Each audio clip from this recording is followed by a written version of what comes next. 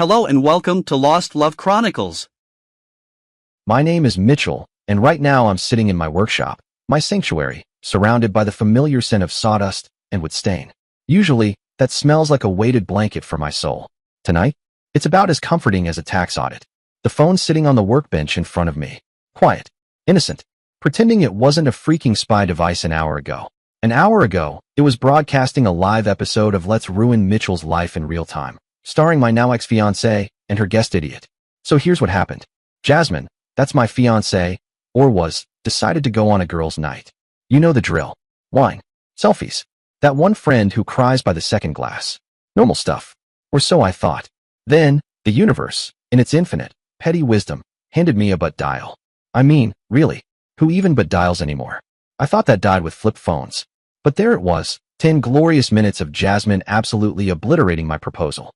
To another guy. I didn't interrupt. No, that would have been too easy. Instead, I did the most reasonable, mature thing I could think of. I texted her friend in the group, who owes me money and favors, and told her to put Jasmine on speakerphone. The sudden silence on the other end? Chef's kiss. You know when the air gets thick and weird, like right before a thunderstorm? It was like that, but with betrayal. She came home to a suitcase packed and sitting neatly on the porch. I even zipped it for her. That's how you know I was mad. I never zip her suitcase. I usually leave it open just to annoy her. There's a kind of silence that's louder than any noise. I learned that tonight. It's the silence that happens when everything you thought was real turns out to be absolute hot garbage. It's that heavy, echoing silence you hear after someone hits you in the face with the truth, and you realize you've been living in a Hallmark movie that just turned into a Tarantino flick. Anyway, like I said, I'm Mitchell. I build and repair guitars. It's not exactly Wall Street, but I like it. Quiet. Focused. Smells like purpose and polyurethane. I'm a Louis-er, technically. That's what you call someone who makes guitars by hand, not a liar. Though apparently, I need to clarify that in my dating life. I make a decent living. I built a life I actually liked. I thought I was sharing it with someone who liked it too. Jasmine, 29, and I, 31, had been together for years. I thought we were happy. At least, I pretended we were happy. She's great at smiling during brunch and saying we just vibe. Last month, after saving up and meticulously planning, I proposed. Not with one of those obnoxious chain store diamonds that look like they came out of a vending machine in hell. No, I did it at the Botanical Gardens. Beautiful. Secluded. Full-on rom-com level vibes. The gazebo? Her favorite spot in the city. Her words, not mine. And the ring? Man, that ring. It wasn't huge, but it was meaningful. I spent months hunting for the perfect stone. I wanted something unique. Real. Something that says, I see you. Something like a moss agate, with these gorgeous green filaments that look like a tiny trapped forest. I designed the setting myself. Spent days sketching it out, trying to find something that wasn't just ring-shaped. It had to be personal. Meaningful. You know, a little piece of us forged in gold and Pinterest boards. Then I handed it off to my buddy Carl, a literal master goldsmith. The guy makes museum pieces and fixes celebrity jewelry disasters. He brought it to life. It was personal. It was thoughtful. It was us. Or so I thought. She said yes. She cried. I mean, really cried. Like mascara on my shirt level crying. Posted 100 pictures of the ring online with captions like so unique and so me. Which, fun fact, was actually so me, because I'm the one who custom made the damn thing. Our families were over the moon. Her mom hugged me so hard I swear I saw God for a second. We started planning the wedding, cake tastings, venue tours, the whole Pinterest board nightmare in real life. Everything seemed perfect. But then I started noticing little things. And by little, I mean the kind of stuff that makes your stomach do cartwheels at 2 a.m. while you're eating cereal over the sink. Her best friend, Chloe, married to this guy Adrian. Adrian is a finance bro. You know the type. Talks like a TED Talk that no one asked for. Loud. Flashy. Always has something to say about options and diversifying. Once tried to explain NFTs to me at dinner. I told him I already have enough regret in my life. Thank you. He's not a bad guy, just a lot. Like if a Rolex and a Bluetooth headset had a baby. Jasmine started bringing him up more. A lot more. Oh, Adrian took Chloe to this amazing vineyard in Napa. Adrian found this steakhouse that dry ages the meat for, like, 6 months. Adrian got Chloe a new Tesla just because it was Thursday. Okay, maybe not that last one, but you get the idea. Then last week, Jasmine was looking at a wedding venue online. Beautiful place. Looked like if a castle and a fairy tale had a destination wedding. It was also astronomically out of budget. Like, if I sold every guitar I ever made, then sold my kidneys, maybe we could afford to rent the driveway for 3 hours. So I gently said, "Hey, babe, this place is a little, out there, money-wise." And she gave me this look. You know the one. The kind that says you're a cute little man with your peasant thoughts. Then she muttered, like it slipped out of her soul, "Adrian would make it work for Chloe." Boom. Right there. Gut punch. I felt like a human GoFundMe page next to this dude. But tonight is where things really took a nosedive into flaming dumpster territory. She went out for a girls' night with Chloe and a few of the Sparkle Squad. Around 10 p.m., my phone rang. Jasmine. I smiled. Expected some drunken love declaration or maybe a request for fries on the way home. I answered, "Hey, babe." But nope. Just background noise. Or sounds. Loud music. Glasses clinking. Laughter. The unmistakable atmosphere of bad decisions brewing. She'd but dial me again. This phone, man. You could launch a satellite from it, but it still finds a way to betray people like it's Shakespearean. I was about to hang up. I really was, when I heard her voice. Clear. Crisp. Slurred, but still crystal enough to make me want to eat drywall. I just had to smile and pretend it was the most magical moment of my life. She was saying. My blood went cold. And then I heard her say it. Oh my God, he didn't. And then came Chloe's voice. Just dripping with that fake sympathy women use when they're pretending not to be gleeful. You know, like, you poor thing, but with the energy of someone watching a car crash while holding popcorn. He did, Jasmine replied. Like a verdict had been reached and I was being sentenced to emotional execution. And then she really let it fly. A gazebo, she said, like some kind of fairy tale for poor people. Poor people. Oh, bless her heart. Then she went in on the ring. My ring. The one I hand-designed. The one Carl spent 3 weeks on with a loop and more precision than a brain surgeon. And the ring, Chloe, God. It's a rock with stuff growing in it, she sneered. He probably dug it out of the backyard. Laughter. Sharp. Cruel. The kind of laughter that makes your spine try to fold in on itself. I felt like I was getting roasted on a group chat I wasn't invited to. Then I heard him. Adrian. Of course. So much for girls' night.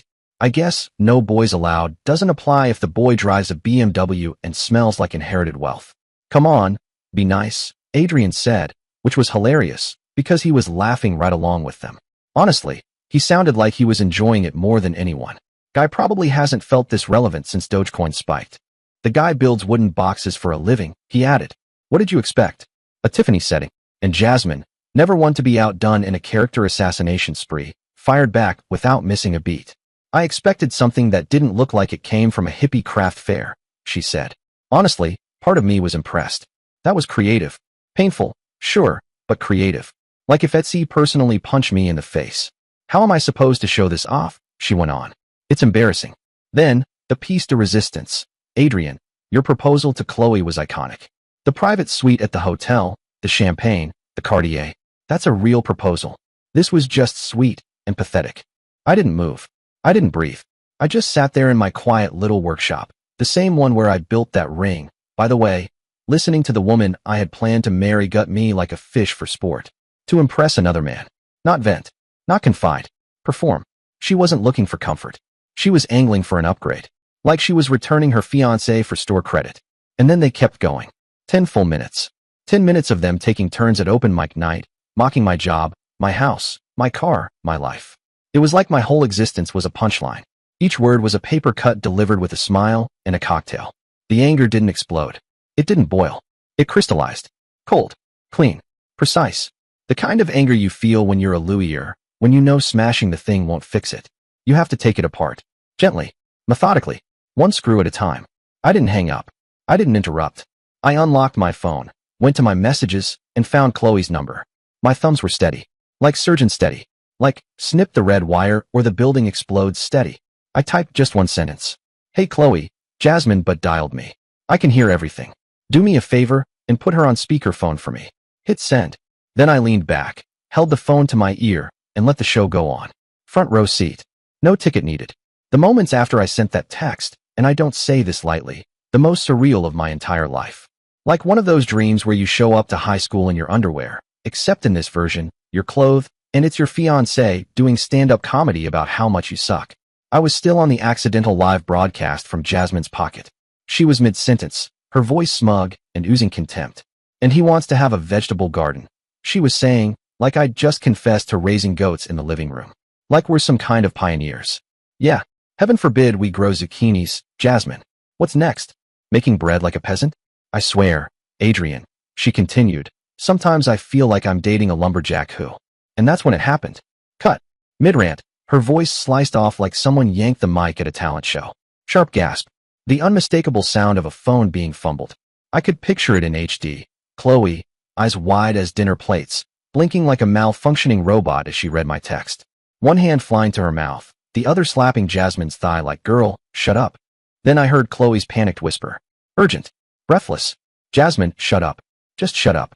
And Jasmine, clueless, champagne bubbly Jasmine, responded with the annoyed squawk of someone being told not to talk during her spotlight. What? What? Then more fumbling. Rustling.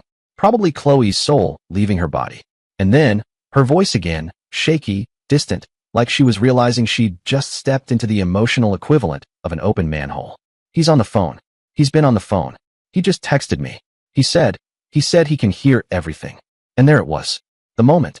That beautiful, golden silence I mentioned earlier. It hit like a dropped cymbal in a quiet room. Dead.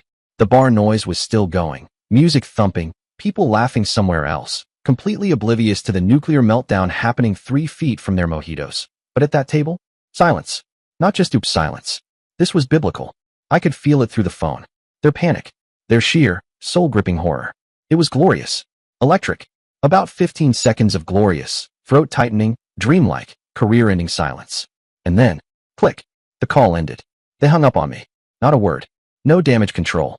No wait. Mitchell, it's not what it sounded like. Just click. Honestly, kind of rude for a group that just spent 10 minutes dissecting my existence like it was a failed Etsy project. So I sat there. In my workshop.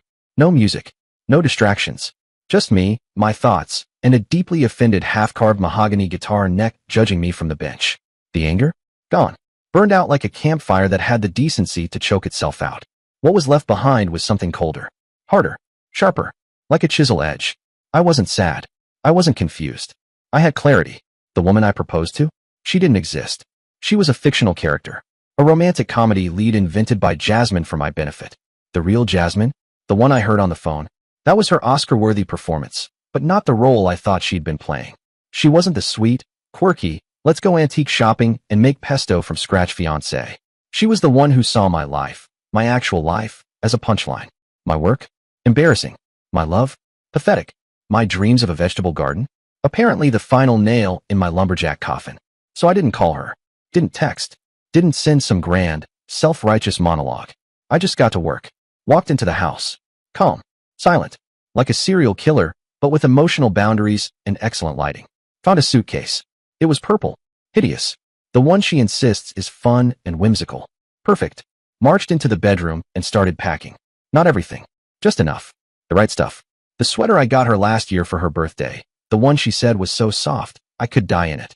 I hoped she'd enjoy dying somewhere else in it. The expensive face creams she treats like holy water. The ones she always says run out too fast, which is hilarious because I've never actually seen her run. The shoes from our first real date. Overpriced strappy things that made her walk like she was avoiding landmines. The framed photo of us from the night I proposed. A perfect, beautiful lie. I remember how happy she looked in it. Turns out she was just acting. She deserves an Emmy. Or maybe a Razzie. I didn't pack everything. That would have been too merciful. I packed just enough. Like a soft warning shot. Then, I zipped the suitcase. Smooth. Final. Like sealing an envelope of heartbreak. Carried it downstairs. No drama. No slamming. Just quiet resolve and stairs that creaked like they were in full agreement. I set the suitcase right on the front porch, under the porch light. A nice, warm spotlight for her exit luggage. Then I went back inside, found the ring box. It was sitting there, all innocent, like it hadn't just been dragged through the emotional mud by people who think Cartier is a personality trait.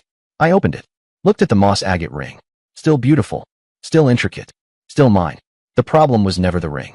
It was never the damn ring. I closed the box. Quiet click. Placed it gently on the kitchen table next to her car keys, like a farewell note written in stone. Then I headed back to my workshop.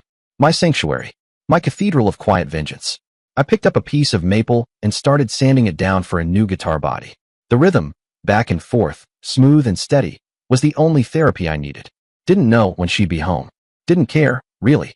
But I did know what would be waiting for her when she got there. She got home around 2 a.m. I heard the Uber pull away, that awkward little electric hum of someone else's regret getting dropped off at my front steps. I didn't move from the workshop. I just stood at the window, quietly watching the scene unfold like the third act of a reality show. There she was, Jasmine, silhouette under the porch light, dressed for girls' night, but now starring in The Bachelorette, baggage claim edition. She saw the suitcase and stopped, dead still, just stared at it, like it might blink first. She didn't try the door, didn't rattle the knob, didn't shout. Maybe she saw the light on in the workshop. Maybe she saw the tea mug on the kitchen table through the window.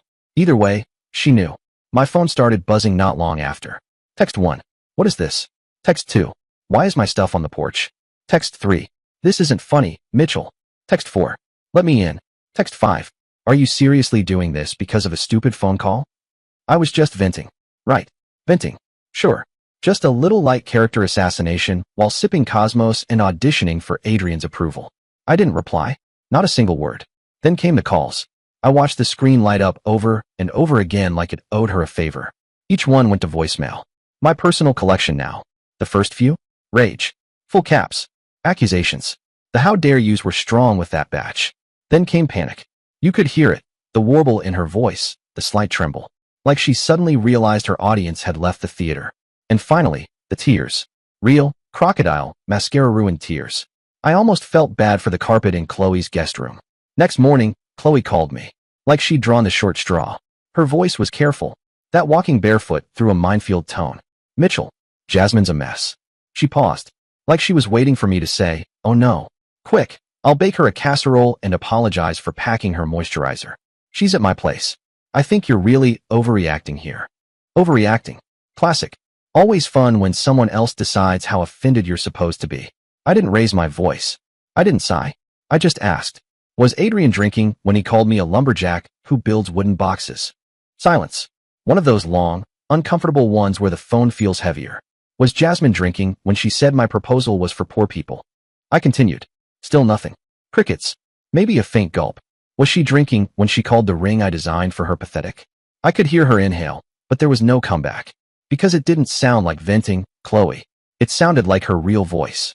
The one she uses when I'm not around. Another pause. Then Chloe, sounding like she was clinging to a script she didn't believe in anymore.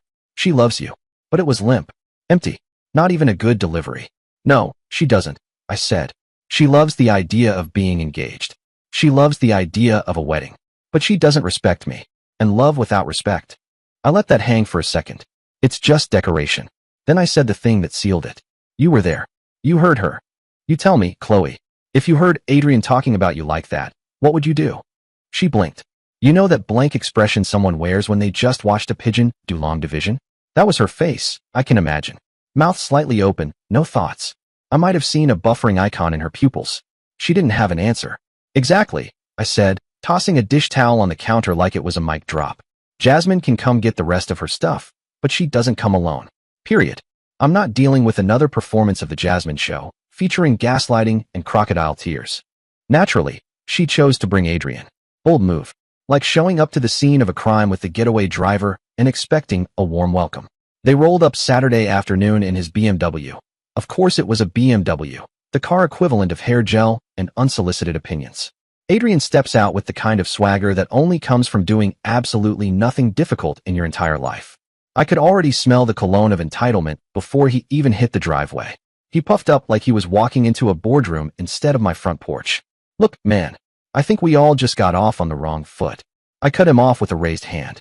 You and I said, giving him the world's driest glare, are not on any foot. Not the wrong one, not the right one, not even a pinky toe. You're here to help her move boxes. That's it. Do not speak to me unless the house is on fire and you personally started it. He looked like I'd short-circuited his entire sense of self. His mouth opened to argue, then wisely shut. Progress. I almost gave him a sticker. I stood in the doorway like a bouncer at a club where the dress code was not being a lying sociopath. Jasmine tried talking to me.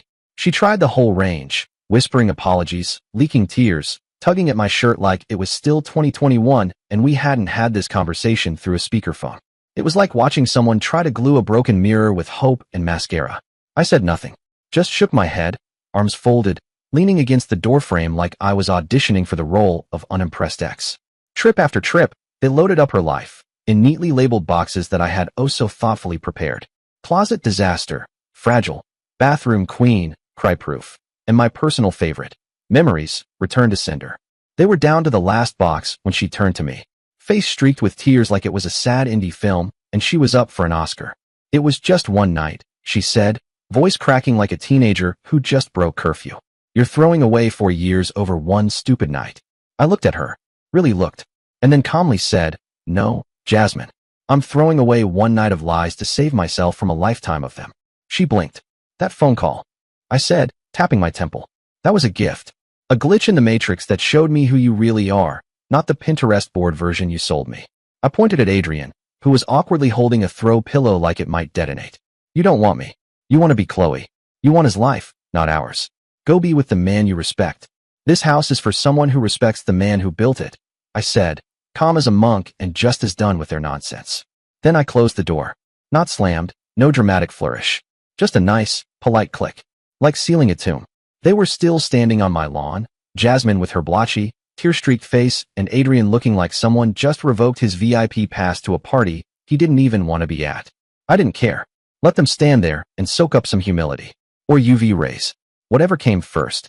Inside, it was finally, truly quiet. I exhaled. Not the kind of exhale you make when you're tired. The kind you make when you've just performed an exorcism and the demon left peacefully. No spinning heads, no fire. Just peace. It's been 6 months now. The silence that started that night, it settled in like a welcome roommate. Doesn't talk during movies, does their share of the dishes, and respects personal space. I recommend it. The fallout? Predictable. Like gravity. Jasmine and Adrian. Oh, not together. Color me shocked. Turns out their shared bond, mutual disrespect for me and my allegedly unworthy lifestyle, wasn't quite enough to sustain a relationship. Who would have thought? She didn't love him. She loved his LinkedIn profile. And as for Adrian, well, as it turns out, he's head over loafers in love with his wife. Yep, his wife. Chloe, the one with the country club membership, the lake house, and a strategic tolerance for infidelity as long as the checkbook balances. Love comes in many forms, apparently. Some just come with better credit scores. Chloe, God bless her, apparently felt so guilty and awkward about the whole situation that she quietly drifted away from Jasmine. Probably because it's hard to keep having brunch with someone whose voice you associate with self-sabotage. The rest of the friend group? Shattered like a wine glass at a Greek wedding. Too many awkward glances. Too many, wait, weren't you there that night? Moments. They all picked sides. And most of them picked the side that didn't involve defending a woman who got exposed mid-trash talk thanks to her own phone. From what I've gathered, I don't go looking, but word travels. Jasmine's living in a small apartment across town. I hear it's got charm. And laminate countertops. She tried to paint me as some controlling, jealous monster, but that campaign fizzled out fast. Turns out it's hard to sell that narrative when too many people had already heard the infamous girls' night story, the one that just happened to include a guy with a very married face. People talk, and when they talk, they remember all those times she complained about my job, my clothes, my guitar, my everything. The truth had too many witnesses. Kind of like a bad flash mob. You can't undo it once it's out there. Now, about the ring. The moss agate one. Yeah, that symbol of 4 years that ended with a but dial and a broken illusion. I took it back to my friend, who's a goldsmith. Great guy. Looks like someone who should be carving runes into swords. I told him the whole story while he cleaned his tools, and I swear, he didn't blink once. He carefully removed the stone, melted down the gold, and we redesigned it together. No more romantic, rose gold curls, or delicate settings. We made something different. Solid. Understated. Real. It's a signet ring now. Elegant. Simple. Just for me. On its face, a tiny engraving of a guitar, a nod to the thing she always said I should have grown out of. Right. This little ring reminds me every day. The value of something isn't in its price tag. It's in the honesty of its craft. Last month, a woman came into my shop. One of those days where I was halfway through fixing a cracked fretboard and halfway through a cup of coffee that had clearly lost the will to live. She walked in carrying what looked like a sad, war-torn acoustic guitar that had clearly seen the trenches, maybe even fought in 1 or 2. The kind of guitar that didn't just tell stories, it grown them. Is there any chance you can save this? She asked, setting it down like it was a wounded animal. I looked at it, then at her, then back at it. Well, it's either a guitar or a really determined piece of firewood. Let's find out. Turned out, it had belonged to her grandfather. She didn't know much about the technicals, just that it used to make beautiful music, and now it mostly made creaks and threats. We ended up spending an hour talking about the wood, spruce top, mahogany back, the kind of tone wood that doesn't get made anymore because forests got smart and started locking their doors.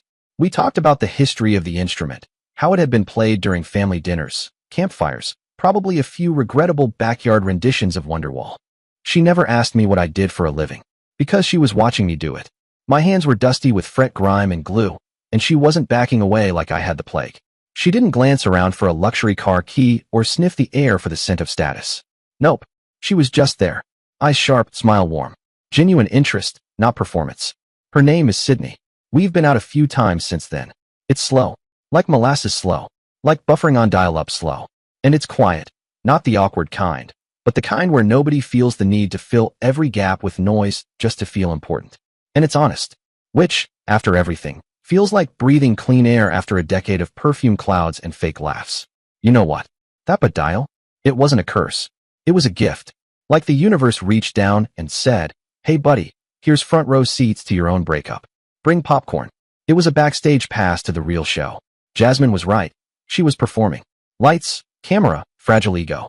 The only problem? She didn't realize the person she was trying to fool was herself. And me? I didn't have to yell. Didn't have to scream. Didn't even have to dramatically toss a wine glass at the wall like in those bad soap operas. All I had to do was listen.